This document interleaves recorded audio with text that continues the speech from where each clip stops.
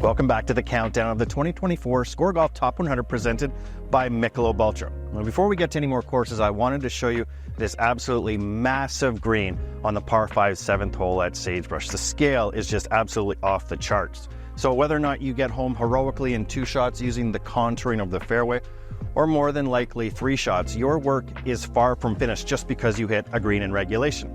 And our work is far from finished. We've only shown you 20 courses on this year's list, which means we have 80 more to go. So let's get to it. Here are courses 80 to 71.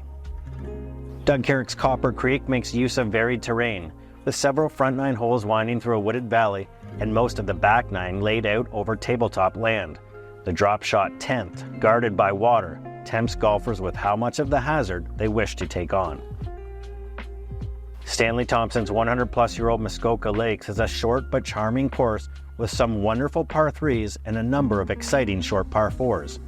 Its lovely setting and fine finishing hole have helped it to a top 100 position for the first time, and it debuts at number 79. With 2 Rod Whitman 9s built a decade apart, the Links course at Wolf Creek is favored slightly over Whitman's original course at the Edmonton Area Club. That's likely because of the newer side, where Whitman's trademark blowout bunkers and cool greens really shine. The Opulent Magna is a big, bold, bunker-filled course by Doug Carrick that played host to the best women golfers in the world at the 2019 CPKC Women's Open.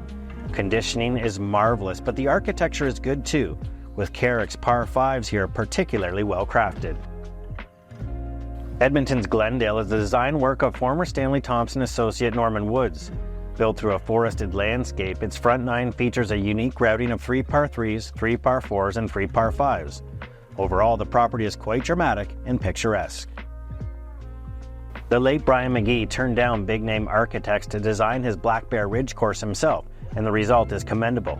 The Belleville, Ontario design features several wonderful drop shot holes and a climbing par 5 closer that demands your attention. The lone remaining Canadian design of A.W. Tillinghast, Scarborough was built on a dramatic property full of drops, twists, and turns. The East End Toronto layout has several great short par 4s and a unique finishing frame where golfers must hit across a road in front of the tee deck. The word on Graham Cook and Wayne Carlton's Talking Rock has been out for a while now. The pair altered a routing by Les Ferber and created a fantastic course with dramatic mountain views and an amazing finishing hole along Little Shuswap Lake. The course was largely spared from last summer's devastating area fires. Thomas McBroom's Kawartha, Ontario Wildfire uses parts of the Canadian Shield for aesthetic beauty and secluded playing corridors. The course traverses through a variety of different landscapes, with woodlands, marshlands, and heathlands coming into play. One of his later Muskoka area efforts, Thomas McBroom's Ridge at Manitou, is tamer than some of his other courses, but is nevertheless quite dramatic. Once again, McBroom incorporated rocky outcroppings into his design, with the par 5 18th featuring a lake backdrop, the best hole here.